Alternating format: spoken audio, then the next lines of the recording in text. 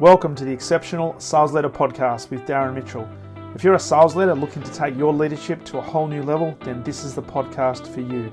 We'll be exploring tips, techniques, and strategies to help you take your leadership to the exceptional level and allow you to enjoy more money, more meaning, and better sales results.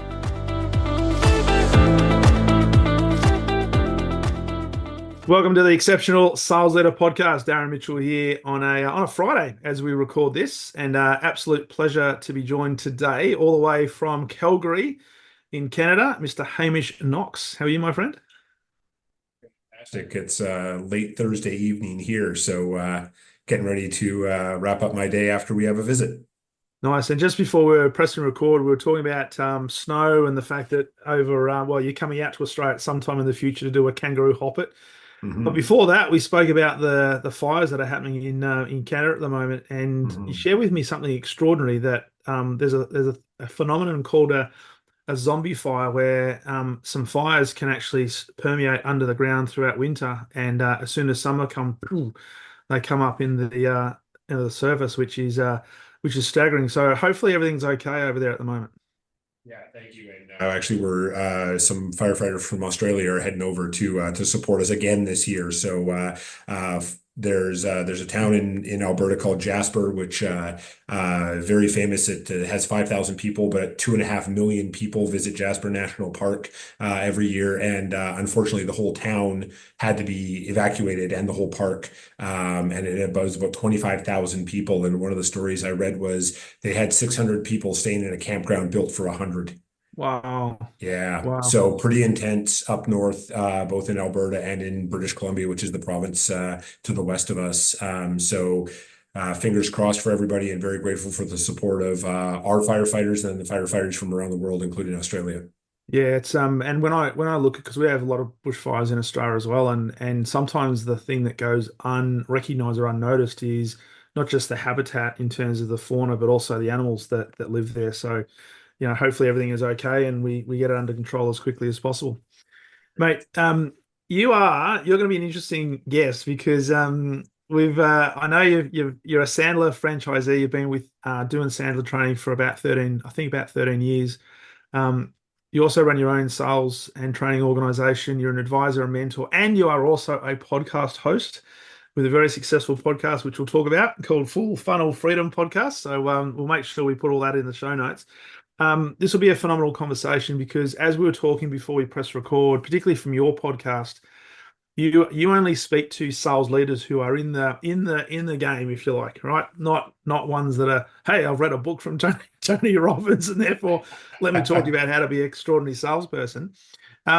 Before we jump into some of the things you do, and I guess some of the key philosophies that you teach your clients, what's the background? I know you grew up in a small town, but what kind of led you down this path of sales and sales leadership and the stuff you do today? So I once was in a training session with a group of developers at a software company because and I'll tell the reason why a little bit later, but I was demonstrating a technique, and this one developer put up their hand and they said, "I would never agree to that." And I said, "Oh, okay, well, help me understand why. Like maybe my tonality was off or whatever." And they just said, "Well, I would never agree to it." And finally, their manager on the other side of the room put their hand up and said, "Hamish, it's because you're a salesperson." And I said, "Oh no, I'm worse. I'm a sales trainer. I train the killers." And everyone laughed, and we all got back into the workshop. So I was working for a company called Canada Newswire back in the day as a seller. And like any entrepreneur, you'll listen for things. And a couple of my clients who ran a PR agency, they're like, "We really wish you could do what you do." And I said, "Well, let's define what it is you think I do, and then we'll go from there." And they said, "Well, it's the sales." And I said, "Well, what do you mean by that?" And they said, "Well, we can call up the business editor at our local daily paper and pitch anybody all day long. But if you ask us to call a CEO of a local company, be like, 'Want some PR?' Not going to happen." So I went, "Oh, maybe there's an opportunity here." So I had opened up this company off the side of my desk, and then I ended up in Montreal for integration meetings for my company, because the SaaS platform that I sold, our company, Canada Newswire, had bought the company that kind of invented the back end of it. And so I ended up having dinner randomly at the same Portuguese restaurant as my sales manager, who's based in Vancouver. His name's Gord. And as we were chatting, he said, "Have you ever heard of Sandler?" And I said, "No." And he said, "Well, it's really how you think and talk and act." And I said, "Thanks, I think." And that night I couldn't sleep, and I did some Googling, and I found an article by my colleague Bill Bartlett out of Chicago, who's now recently retired. And it was like I walked into a church and God spoke to me.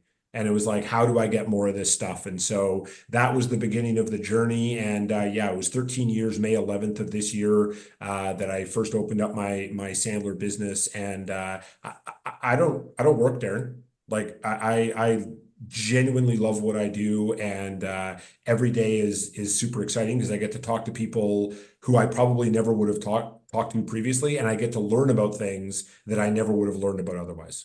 Yeah, interesting. Love it. So there'll be people on the call who obviously on the podcast listen to this who have heard of Sandler, probably Mm. maybe have done some Sandler training, but just for Mhm. those who perhaps haven't, it is a fairly well-known, widely Mhm. used approach. Mhm. At a really high level, if you're talking to somebody who is brand new to sales or a sales leader that hasn't necessarily heard of Sandler, what's kind of like the elevator pitch in terms of what makes Sandler different to some of the other training platforms? So the difference, and this is one of the things that really attracted me, is Sandler's built around the adult learning model, which is ongoing reinforcement over time. So it's thin slice content. Clients go out and apply it, come back, talk about their successes, their failures, iterate, copy, paste, repeat. So it's not like humans aren't light switches, right? My second book was on change and the human side of change. You can't just shove people in a room for a day or a week or a weekend or, three, nights once a week for 3 months and be like, you're going to be a better leader, or you're going to be a better salesperson. Humans don't work that way. So that was the real thing that attracted me to Sandler, was that ongoing reinforcement over time, which is really how we learn anything. Like I Mm. trained Muay Thai for 10 and a half years, like I shared with you offline. And I said, if I had walked into the gym on day one and said to Mr. Miles, "Hey, I'd like to be a world champion by the end of next week," he'd be like, "Yes, thank you very much. Please go about your day." And never darkened my door again. But in sales or in leadership, it's like, you are one. Go sell, go lead. And it's like, that's not the way the world works. No, it's funny you should say that because my own experiences going through various different training methodologies, and one of the reasons why I'm almost like sales methodology agnostic, so because sometimes the preachers, I'm not saying this is with Sandler, but the preachers of the new sales methodology come in and say you must use this because we are the best, but they put you through either a really intense program. It could be a 1 day, 2 day, 5 days, whatever the case might be. And they expect that to be the elixir that solves all the problems, but there's no ongoing reinforcement. There's no ongoing accountability. What I love about the Sandler methodology is, as you said, it's bite-sized chunks that is then based on applicability so that you can start to build a habit which over time should become sustainable and consistent and hopefully exceptional if you do it the right way. So it's more about not just learning the theory, it's also about how do you take that theory and apply it to real world situations. It's the practicality of it that I really like. And I also like that it's grounded in human to human communication. So if I'm at a networking event and someone says, "Well, what do you do?" I'll say, "We help our clients have more effective human to human communication professionally and personally, so they Yeah, can create a consistent, repeatable, sustainably scalable revenue engine and ultimately exit for their number, not the number they're told to take." yeah, That's yeah, it. yeah. It's so true. It is so true. So let's talk about some of the, I guess, some of the challenges that you find with, because sales has been around for, well, it's probably the oldest profession on the planet. So one of And my friends says it's the oldest profession. What was being sold is the difference. that's right. That's it. But the other interesting thing is everybody's in sales. So Mm. I had this conversation the other day with a person who he's a sales trainer, he's an entrepreneur, but he also trains a lot of people who you wouldn't ordinarily associate with being in sales, such as psychologists and medical practitioners and so forth, because everyone's in sales. So let's just talk about, I mean, your underlying philosophy around selling, because as you rightly said, when that example of the person who didn't want to buy what you were talking about because you were a salesperson, we often get labeled with that, that label to the point where that can lead to a lower level of trust. So let's just talk about some of your, I guess, underlying philosophies around selling, and we'll get into some of the accountability stuff as well. Yeah, absolutely.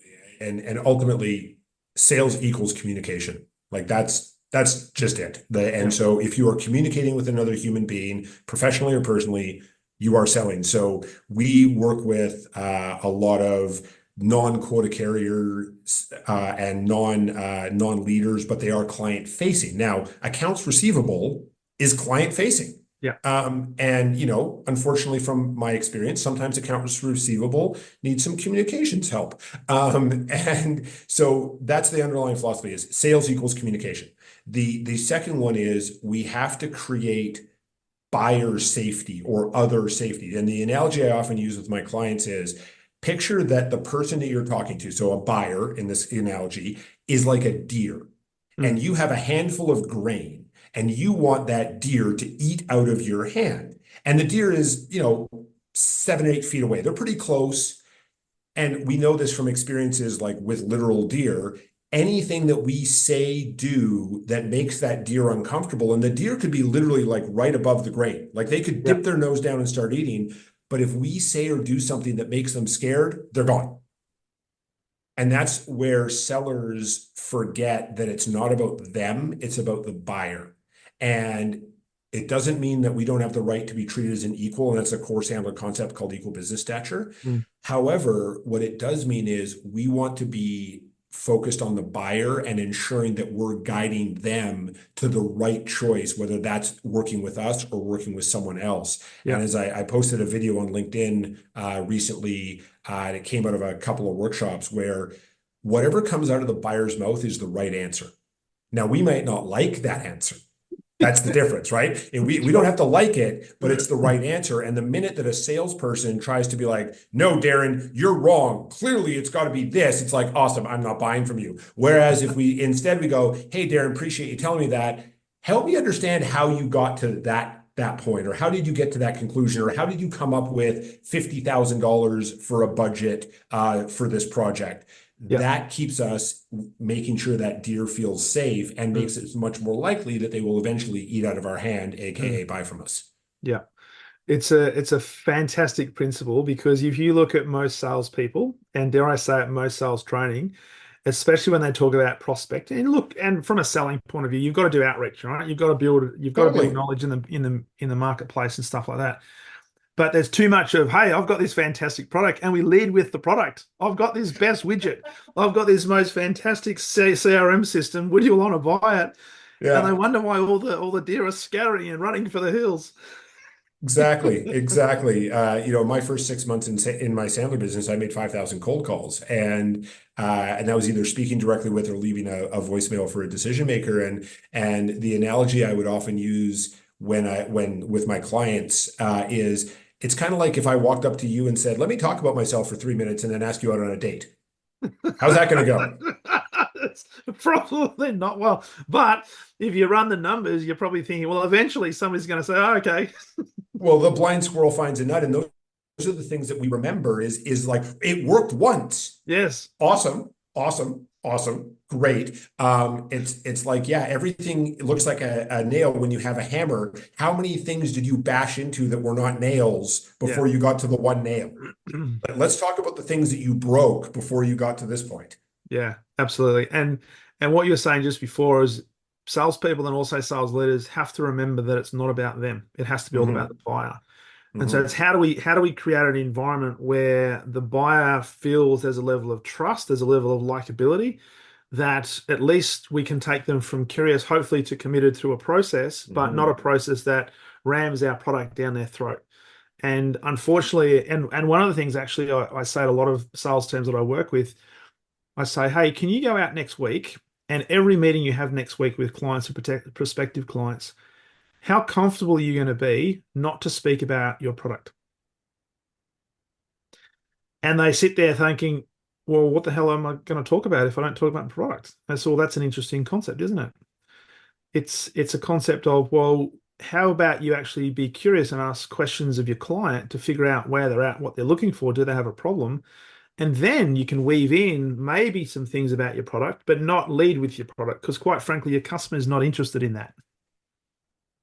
We teach our clients that professional sellers get paid on the information gathered, not given, Yeah, which is the inverse of how I know I was trained. I've been yeah, in sales since absolutely. I was 19. I was always taught to find someone who would listen, show up and throw up, beg for the business, handle stalls and objections, follow up, follow up, follow up, and eventually the blind squirrel will find a nut. Yes. Yes. So that kind of leads us to, I guess, the differentiation between how you sell versus what you sell, right? From your experience, having been in this industry for a long time, how challenging has it been? But how is it? Do you think the industry is changing? Do you think that sellers and organizations are starting to grab hold of this concept that we need to be really, truly buyer centric and not product centric? Or do you think there's a bit of a change happening? It's very challenging, especially the more technical you get. And so Yeah, Calgary is a very technical city, a lot of engineering. We also have a lot of tech startups now. And the more technical we get, there is a higher level of belief that technology will win the day. Right? I'm the smartest person in the room. I'm the best person to solve this problem. It's like, well, yeah, you and everybody else that buyer talks to. Because everybody else is saying the same thing. We have a problem with this. Great. We have a solution to that. Awesome. The last 7 people said that. yeah, So my belief is because there's also so much pressure, especially on tech startups. The SaaS world is a great example where they've been promised hockey stick, or they promised hockey stick, or they were told you better deliver hockey stick. Well, after a while, doubling gets a lot harder. yeah. Like going from 1 to 2 is pretty easy. 2 to 4 is pretty easy. But when you're going from 128 to 256, that's a lot harder. It And is. and so ultimately it becomes diminishing returns. And so when there's this external pressure, and also when the funnel doesn't maybe look like a funnel on a regular basis, there increases pressure. And when pressure increases, we default to our comfort zone. And our Yep. comfort zone is our product, our technical expertise. You should buy because, and then we get into cutting our price, discounting without being asked, offering free services that we normally would have got paid for. And it's a cycle to nowhere. Yeah. And with that, I believe there's a bit of a tension between a sense of urgency, which you need to have in sales, but also a level of patience as well to say, you know what, understand that not everybody's going to buy because it does depend on where they sit in their own buying cycle. But you need to have enough, I guess, momentum generated and be speaking to enough potential customers that through that process, there's a level of comfort that we have the offerings that will suit those particular customers who are ready to buy. So with the work that you do, how much of because what I'm thinking here is there's a lot of organizations, and you kind of alluded to this, particularly in areas where there's highly technical sort of environments that just go sell, just get the number. I don't care what you got to do, just get the number. And it's easy for sales leaders to sit back and say, "Hey, Hamish, you're behind on your number. Let's talk about let's chat about it, but let me help. Let me get from you what your gap closure strategy is." Because you need to hit the number, right? So the pressure to perform is huge. So when you're working with organizations around this, how do you balance, I guess, the sense of urgency that we have to continue to drive forward because we do have to be profitable with patience? It starts by actually inverting the budgeting process, the sales targeting process, which is we really believe in bottom up because the frontline sellers are the ones who really know what's going on. Mm, I wrote an article years ago called Wheel of Sales Targets, which was based on an experience I had when I was in sales, where it kind of felt like every year our CFO would lock himself in his office, spin a giant wheel, and whatever the number was like, that's your target for the year. Like, okay, we just had our best year ever. How are we going to get 30% growth on that? Like I'm confused. Where's that coming from? And so and certainly the business needs to have needs to have growth, needs to have a number. And what the leaders have to understand is what is their true sales cycle? Because a lot of people think the true sales cycle is when you first engage with a buyer to when you get the signed agreement. It's mm, actually when you get paid. mm. And so for some of our clients who don't get paid until after delivery, Yeah, their true sales cycle could be 12 months long. yeah, And you still got to pay your people, you still got to pay your utilities during that while it happens. So we coach the leaders we work with to really understand their true sales cycle and coach their sellers on keeping consistent coverage in their funnel. So coverage, if for the audience who hasn't heard of it, take your target for the year, and you can do this corporately or individually, and divide it by your closing rate. So Mm. stupid simple, if we have $1 million target and our close rate is 50%, we need to have $2 million in our collective funnel at all times. So Yep. it's way easier to have a conversation with, hey, Darren, kind of curious how you're keeping the coverage going, as opposed to, hey, Darren, I think you suck as a salesperson. How about we figure out why you should be on the team? By the way, I've never met a sales leader who's ever said that. However, it Yep. doesn't matter what we say, it matters what they hear. And Yeah. so I might be saying, well, Darren, let's talk about your close rate and how we can help you. And all you're hearing is, I suck and I'm going to get fired.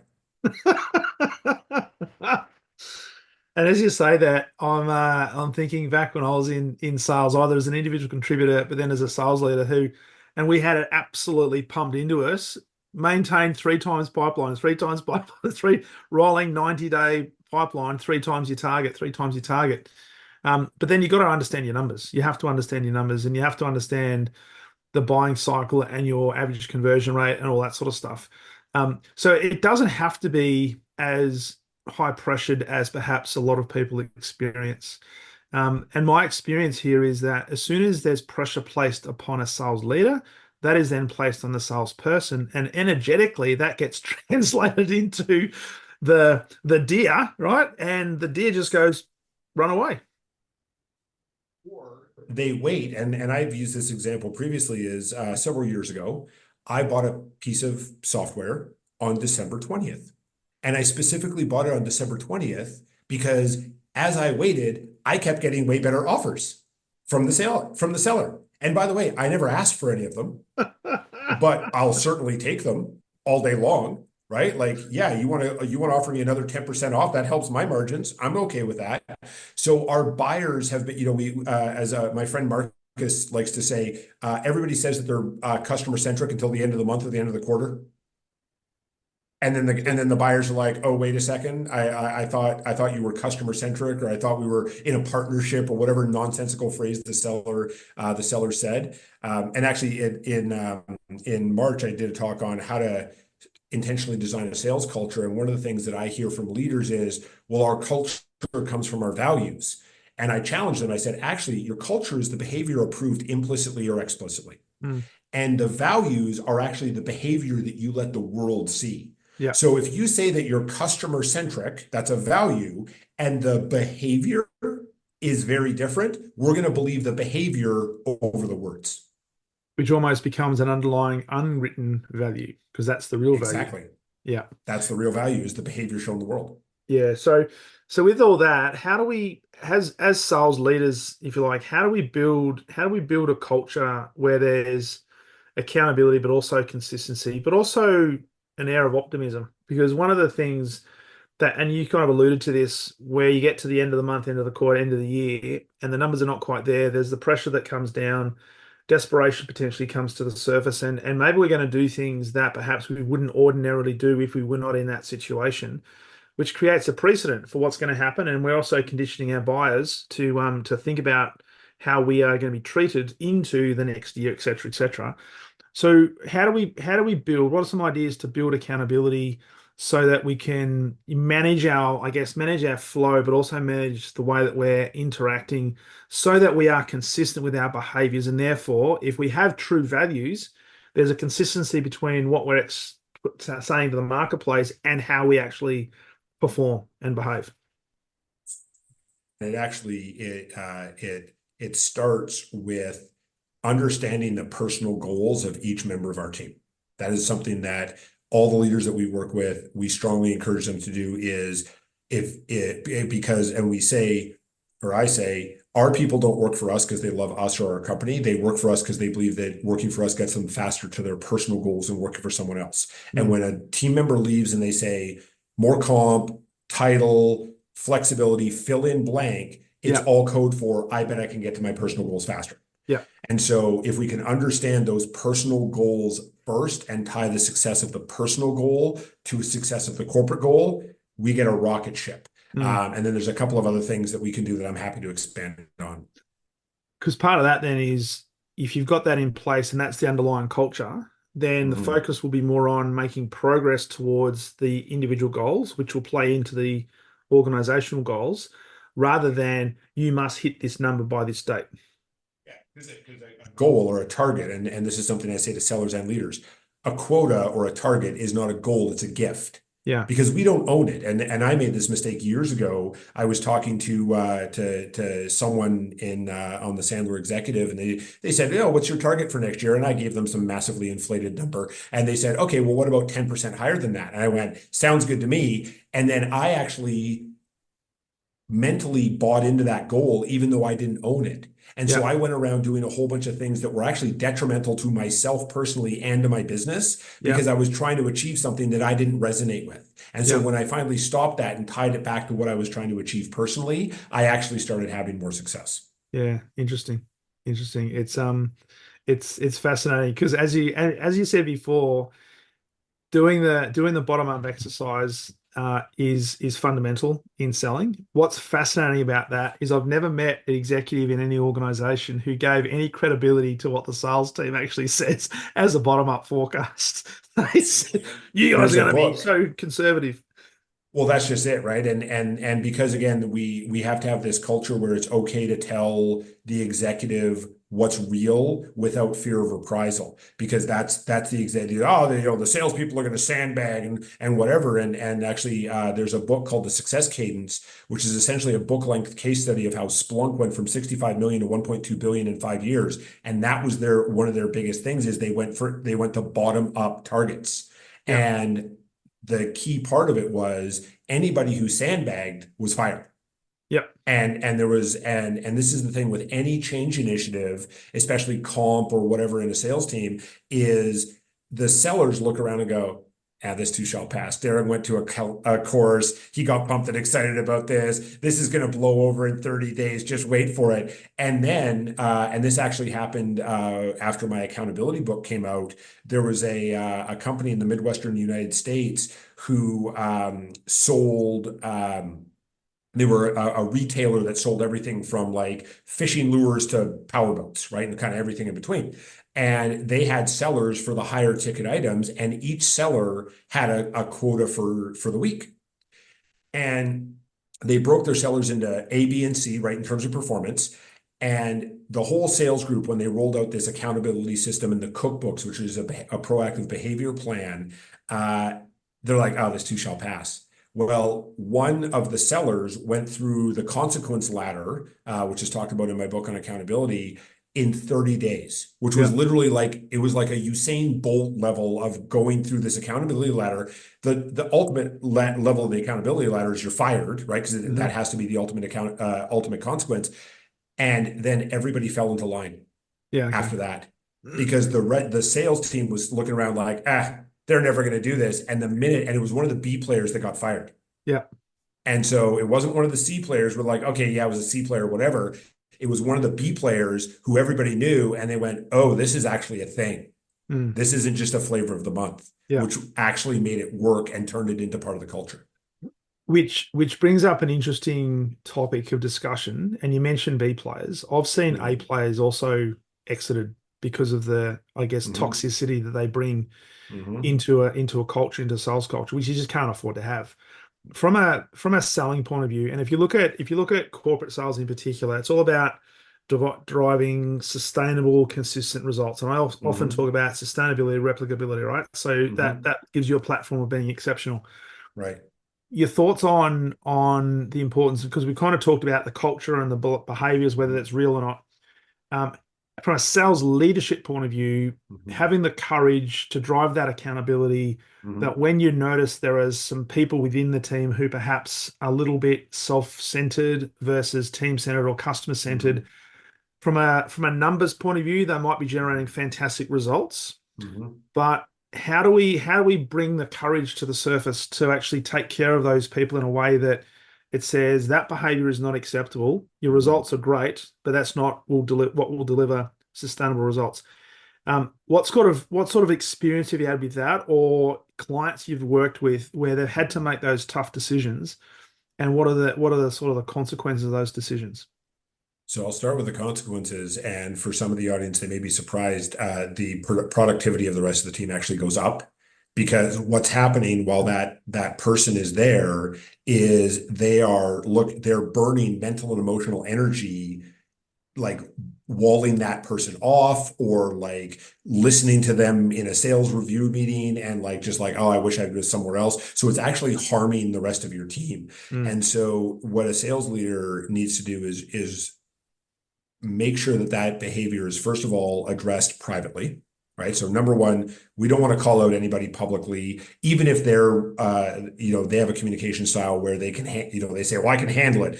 Yeah. Well, at the same time, if it's the first time someone's calling me out on something, I probably want them to do that behind a closed door, or in a private Zoom call. And so number one, we need to address it privately, and we need to have a conversation of never. And this was actually based on a conversation I had with the managing director of an engineering firm. They had this one person on their team who was a very high achiever, and they kept having the same conversation over and over and over again. And so we were doing a private coaching session one month, and they said, "Well, I'm struggling with this. Like, how do I do it?" And I said, "Okay, walk me through the background." So I understood that this was a loop of a Yeah. conversation. And I said, okay, well, it's very simple. You just sit down and say, so Darren, we've been talking about, your performance and da da da. And yes, we have. I said, so Darren, I never want to have this conversation again. How do we make that happen? And what was fascinating is in that one case, and by the way, you say it very gently, very nurturingly, right? You don't want to come across as aggressive because now you're in a fight. But at the Yeah. same time, from a psychology perspective, that word never, it means something. Mm. It like never means never. And this is where sales leaders have to really mean never, right? Like it cannot happen again. And what happened with this person is they self-selected, which is my favorite HR cliche. And that's also great because there was no severance required. And they moved on. And then what happened, was kind of like that, the clouds parted and the birds came out and were singing because that person was no longer pulling down everybody else. And so one of the other leaders I work with talks about brain damage, Yeah. right? The brain damage that a toxic person can impart on a team. Yeah. And then the other component of that is from a sales leadership point of view, understanding that your team are always watching. So if you've got a high performer who is Hmm. quite toxic and people Hmm. notice you as a sales leader not having the conversation, almost making Hmm. excuses. And when I say excuses, it's not so much you're actively going out of your way to make sure Right. they're sort of protected. It's the fact that Hmm. there's seemingly inaction that almost Hmm. condones that behavior. So Yeah. the message that it sends to the people is, okay, well, I can be like Johnny and be a complete douchebag, and it's Yeah. okay because there's no It's consequences. if I'm at this level, right? If I hit this level, if I'm like Johnny, right? And I Yeah, actually, and my talk on sales culture, I brought up my ex who's in the oil and gas world. They got a manager who came in and talked a great game about accountability and reliability, right? We're going to be accountable, we're going to be reliable, and as I said in the talk, you know, biologically humans are animals, and it's a fact. And I know sometimes facts in biology are not very popular in certain parts of the world, but it is a fact humans are animals, and animals have no capacity to process language. mm, And so, like to your point, we base things on what we observe the person saying or doing. And a friend of mine was talking about when his daughter turned 13 and got the anxieties that a parent has when their children start to get to that age. And he went to one of his clients who had older daughters, and this client of his said, "Just tell her don't listen to what the boys say, watch what the boys do."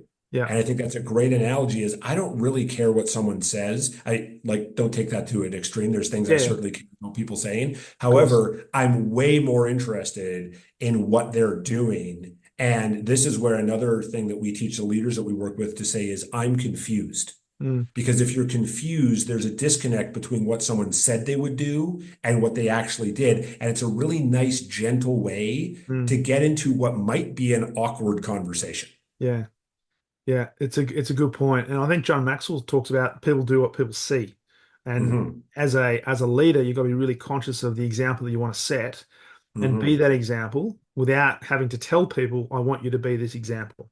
Right. Just show them, show the way, and then go the way. Um, yeah, really interesting, and especially as 13-year-olds going through that transition time, it's phenomenal, absolutely phenomenal.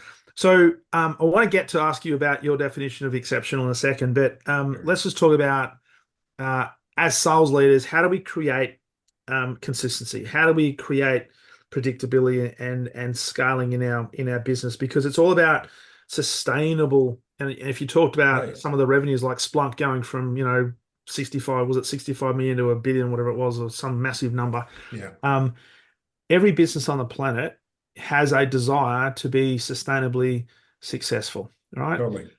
Um, are there key things that we can have on a like a hit list that could Hmm. be the non-negotiables that if we focus in on these, Yes. whilst there's a heap of other things to do, but if we just focus in on those, that gives us Hmm. every opportunity to get into that position.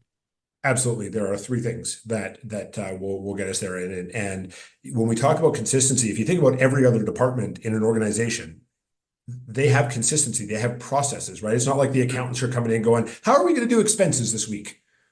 They have a process for that. But in sales, it's like, who am I going to call? I don't know. Let's look, on Google, or on LinkedIn. Let's figure it out. So number one is a clearly defined ideal client profile that everybody can agree on and articulate.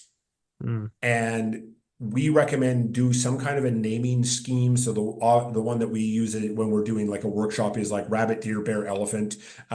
We had a vegetarian client. It was like radishes and watermelons. I can't remember specifically how we sorted that out. We had Avocados. avocados. They were somewhere on the smaller end, and we had a client who was a nautically themed name, so they had the word mariner in their name. So they did tugboats and oil tankers. Yeah, Anything that anybody can like easily recognize that is not small, medium, and large, because no matter how well you define small, medium, and large, everyone has different ideas. So number one, clearly defined ideal client profile that everyone can articulate and everyone can agree on. Because as you said earlier, everyone's in sales. mm. And you might have your accounts receivable person on the side of the rugby pitch while their kid's playing, talking to somebody, and that accounts receivable person goes, "Oh, wait a second. They're talking about things that my company solves or my company has offerings for," and then they can casually go, "Hey, thanks for sharing all that. Like my company actually does work on that kind of stuff. Will you ever be open to a conversation with somebody?" Yeah, Right. So that's number one, ideal yeah, client profile. nice. Number two is at least 30 days of proactive behavior data or proactive activity data that then gets converted into a proactive activity plan. And that proactive activity plan, which Sandler's buzzword is a cookbook, is monthly goals that are tracked weekly. Because for a sales leader, you will know by the second week of the month whether or not each of your sellers is on pace or off pace, Yeah, not only for the month or for the quarter. And then the third thing is a consistent cadence of check-ins and checkouts every week. And so in my book on accountability, we talk about 5 minutes on Monday. There's 3 questions, 15 minutes on Friday. There's a format called Recon for that. And what that does is it takes away micromanagement. Because yeah, if on Monday we sit down and you say, "So Hamish, what do go through the 3 questions, and then you can also be making notes and like, oh, hey, Hamish, can we have a coaching call about that? We'll book that separately.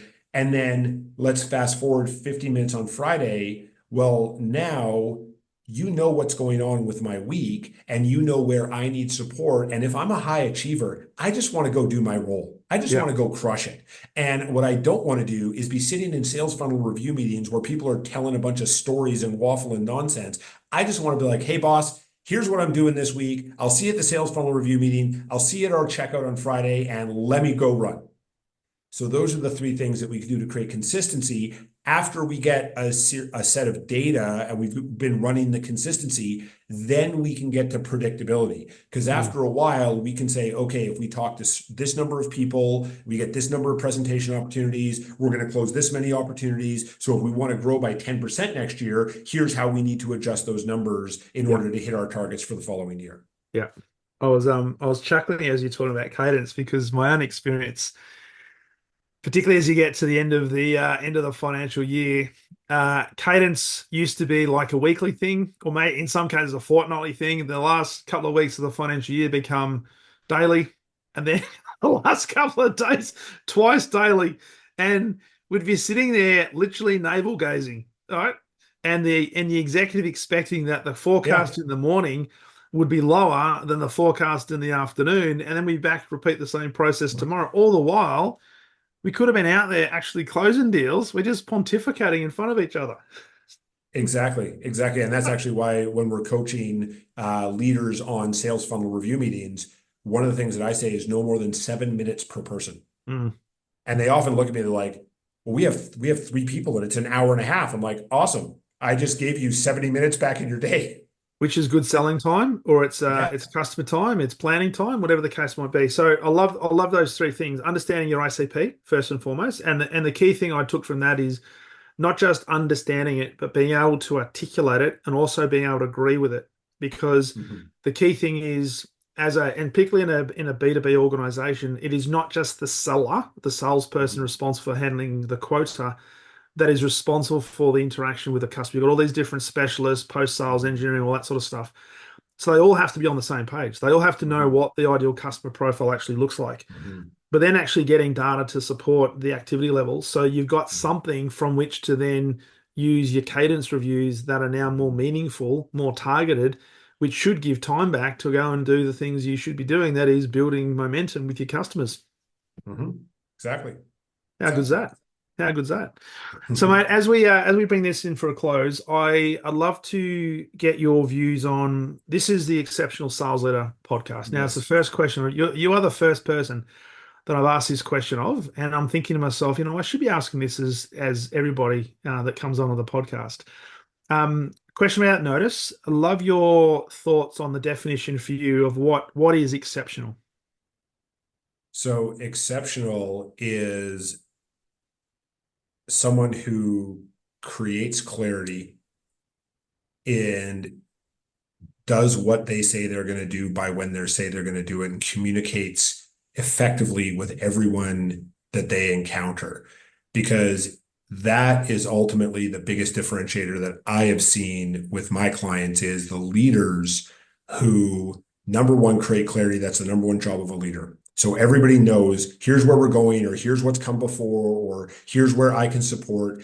And then they consistently do what they say they're going to do by when they say they're going to do it. And if they can't, because life happens, Yeah. they communicate so clearly in a manner that resonates with their audience instead of speaking like they're talking just to themselves. Mm. That is an exceptional sales leader.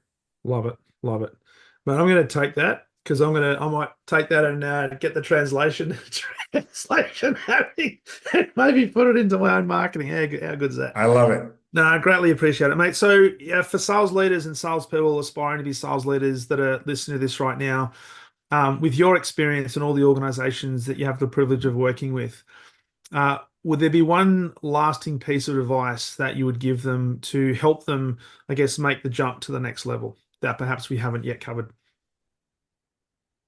It's something that I just mentioned, but I just mentioned it very briefly, which is a leader's number one job is to create clarity. Yeah. So if one of your team members is not doing the right things or calling on the right size buyers or whatever, ask yourself, where have I created a lack of clarity? And then how can I support that person in gaining the clarity that they need to have so they can go be successful? And by extension, I can be successful because a sales leader is someone who creates success through others, not Mm, success by themselves. yeah. I love that because as you're talking, I'm thinking, I always talk about the fact that your team is and always will be a reflection of you. So Mhm. if you are not clear, if you are not specific, you insert any principle there, you're going to see Mhm. it play out in your team. So Mhm. that is phenomenal advice. So thank you for that. That is awesome.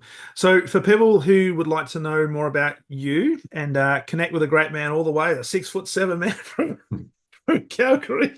But also maybe learn a little bit more about Sandler. Where's the best place for them to connect with you? So I'm literally the world's number one Google result for Hamish Knox. So if you Google Hamish Knox or if you Google Hamish Calgary, I'm going to be like the first 17 results that pop up. LinkedIn is very easy to find. You can also go to go.sandler.com/Hamish, which is Hamish. Those are the two best places. And of course, as you mentioned earlier, Darren, you can find me at fullfunnelfreedom.com, which is where my podcast lives as well. Nice. Fullfunnelfreedom.com. And I'm assuming that that podcast is on all the reputable podcasting platforms.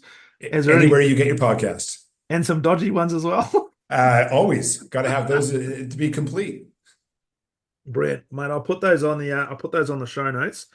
And I'll encourage people to connect with you and also listen to your podcast as well, because you do speak to real sales leaders who are in the field who Mhm. give you up-to-date information, but also you can interrogate them in a most appropriate way to help them become better, but also educate your market as well. So keep up the fantastic work. Absolute pleasure having you on the podcast. I'm conscious now that it's nearly beer o'clock for you, and thank you so much for being a guest on the Exceptional Sales Leader podcast. Thanks for having me, Darren. Awesome, mate.